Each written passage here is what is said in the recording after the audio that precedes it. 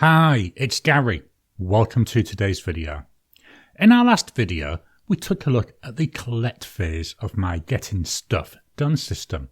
The collect phase, that's where we go through and we get everything into one central location. In this video, we're going to take the next step and look at the think stage.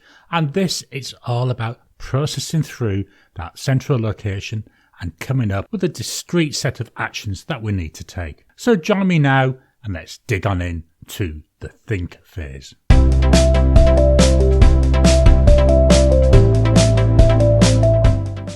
Thinking.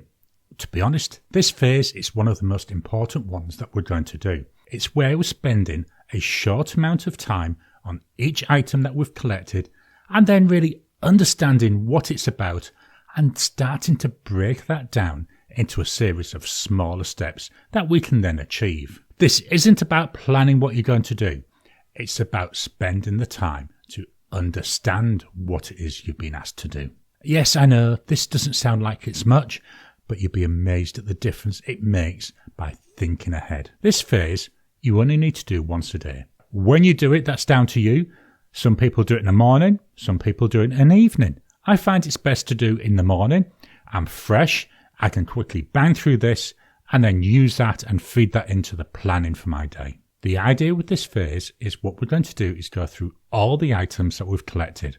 Not just a few of them, all of them. We want to process through everything. We're doing it quickly. It may only take a minute or two per item.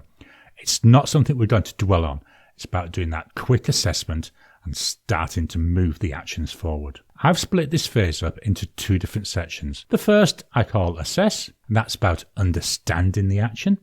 And then the second one I call that process, and that's where we think about how we're going to do it.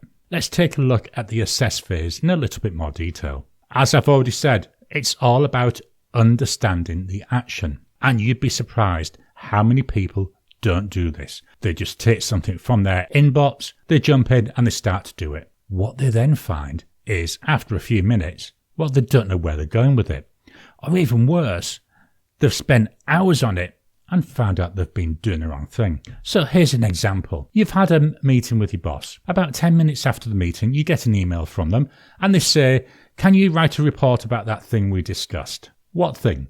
You discussed lots of them. What type of report? Do they want a brief summary report? Do they want a detailed cost-benefit report? You just don't know. You may think, well, I know what he's talking about. I'm just going to go ahead and do this. And you spend maybe a week even, and you come up with a really detailed cost-benefit analysis. It's superb work. You send it on to your boss. They come back and say, I only wanted a 2-paragraph summary. Why didn't you ask them? That's what this phase is about. It's understanding. We understand by asking a number of fairly standard questions. The first one, do I need any further information? This is where I said we asked our boss if we don't understand. We use this to clarify what it is we're trying to achieve, because if we don't understand what we're trying to achieve, well, we're not going to be able to get the result that we want. We ask ourselves, how long is this going to take me? It's a quick estimate. Why we're going to do this is if you think the task is going to take you 1 hour to do and you've got a half an hour free block at the moment, you don't want to start doing that 1 hour task because you're going to get partway through, you're going to have to stop. That means that when you come back, you're going to repeat virtually all that work again. Take a few seconds, do a quick estimate. What do you need? You've been asked to write a report. Well, you're going to need your computer. You're going to most probably need a word processing system, a spreadsheet.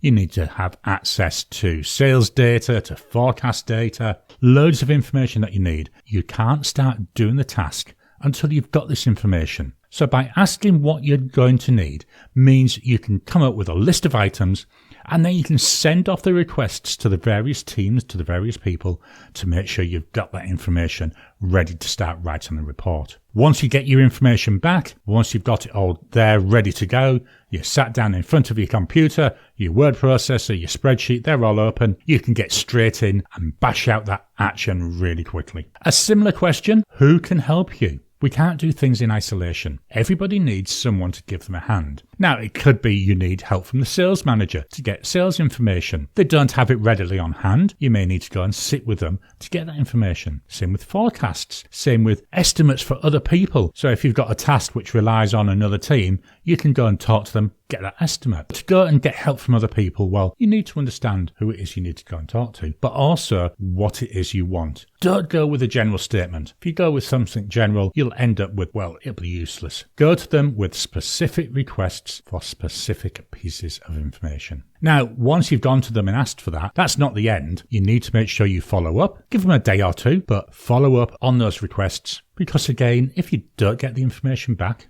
well, it's of no use anyway. The next question, and this is one which is really difficult for a lot of people. Can I say no? Do you have to do this?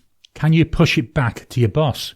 It's very difficult to say no to people, especially when it's your boss. But remember, part of being productive is not doing things that you don't have to do. So if they come to you and, say you're an accountant, and they come to you and say, can you answer this question about the legality of these contract terms? Not your job. Say no. Say, sorry, I can't do that. You need to speak to a legal advisor. If you're already overloaded, can you go back and say, look, I've got all these items to do. They're taking up 120% of my time. You want me to do this as well? Well, I can, but it'll go to the bottom of the queue, or you need to reprioritize some of my other work. Chances are, if you do that, your boss is going to say either, well, drop these certain items, or ideally for you, they're going to say, right, let's get other people to help you. Is this something above your level? Again, quite often, and I've done it myself, you get a request for something which, yes, you should be doing, but you're busy, you ask somebody else to do it for you. They don't have the necessary knowledge, access, skills to do that. So if you're asked to do something that you don't have the skills, the knowledge, or the access to do, say no. Tell them why. Don't just say, no, I'm not doing it. It could be that they'll say, right, I'll help you to get this knowledge. I'll get you this access level. But if you don't say no, if you try to do it, again, you're going to end up doing something which is substandard. You're going to feel bad about it, and you'll end up looking bad because you never asked for help. Another question to ask, can I delegate this? Yes, I know we asked this in the collect phase. In every single phase, I've got to be honest, you should be saying, can I delegate? If you can delegate something, do it. Get it off your plate. Remember, you're still responsible for that action. You're just delegating to someone else. So you need to make sure that you're helping them, that you're chasing them up, that you're getting the correct information. The final question that I ask here, how does this fit in with my goals or my themes? We've all got goals. Some people, you use the idea of a theme. The idea is we've got something we want to achieve. It's specific, measurable, achievable, realistic, and time-bound. And it's how we're driving forward in our life and our work. As I say, it could be a goal, which are, well, they're more measurable. Now, a theme, well, that's just a guide to what's important to you in the foreseeable future. So possibly you're working towards a long-term outcome, and rather than having a set of restrictive goals, you've got this all-encompassing theme which helps move you along. What you need to be asking is, with everything that you're doing, less so things that your boss have asked you to do, because at the end of the day, if they've asked you to do it, generally they've got a reason. But if you're self-employed, if you've got a lot more independence in what you're doing, you may be saying, well, does this fit in with my life and my work? Does this fit in with where I want to go? If it does, well and good. If it doesn't, again, can you push it back? Can you get it to someone else? If you're self-employed, maybe you get invited to a networking event. Well, chances are that will fit with your business growth theme or your business growth goal. You go to it. If you write a lot of technical articles and a lot of blog posts, someone comes and says, can you write me a novella? Well, to be honest, does that fit in with your idea of where you want to go? You want to work on the technical stuff, not on fiction. You could say no to that and say no because it doesn't fit in with this. These are the reasons. But maybe you could then say, I know someone who might be able to help you with that, and pass them along. So these are all about assessing. So we now understand better what it is we're being asked to do. We now start to process it. This is where we start getting it ready to be done. The first thing here is to look at common routines that you have. Have you got an automation? Have you got a checklist that covers something very, very similar? I'm thinking here, you might be onboarding a new employee, and you've got an employee onboarding list. Kick that list off. Get it going. That's all you need to do. Next, we look, you need to define how you're going to do the action. This is where, as we said in the assess phase, you need maybe some sales forecasts. You need some sales data. You need to know what availability of various resources are. This is where you make sure that you're capturing and sending off the requests. Don't just sit on it, because if you never ask anyone, you're never going to get the information. We also look at what steps do we need to take. So in an example from Collect where we have make a cup of tea, to be honest, if we're going to make a cup of tea, we just write that down. We don't need to break it down any further. But in here, what we may do is see that make a cup of tea and think, well, I'm not certain what to do. And that's where you start to break it down. Breaking something complex down into simpler steps makes it so much easier to achieve. We've now got a list of steps that we need to take. For each of these steps, we look at them and we think, right, can I defer this? Do I need to do it now? If you can defer something, do it.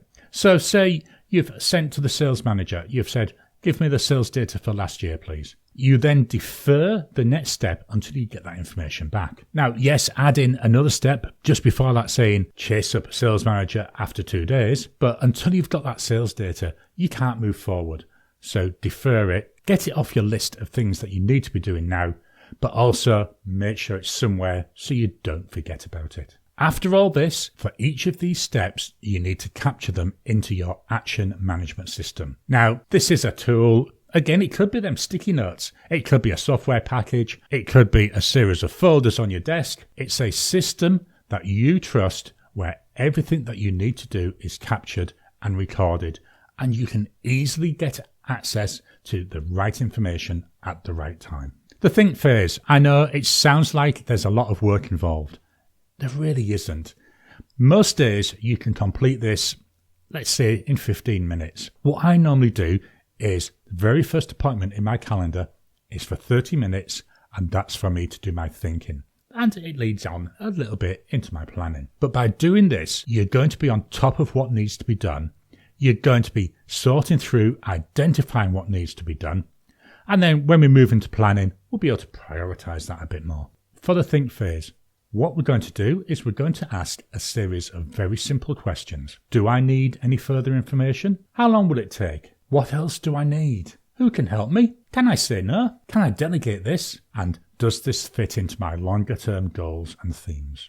That allows us to understand the action, and then what we do is we look and say, well, can I use a routine, a checklist, an automation to complete this? Break that item down, define the steps you're going to need to use, defer things that you can't do at the moment, and then capture the end results into the action management system. Once we've got all this done, it's time to move on to the next phase, which is planning.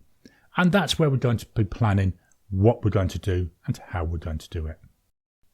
Do you already do something like the think phase? Do you spend that time to understand everything that you're asked to do? Please drop a comment down below. Are there any areas you'd like me to dig into in the future? Please hit the thumbs up button every time you like, every time you comment. Just helps with the YouTube algorithm. If you haven't already, please subscribe to my channel so that you can get new videos as I release them. I'll talk to you again soon.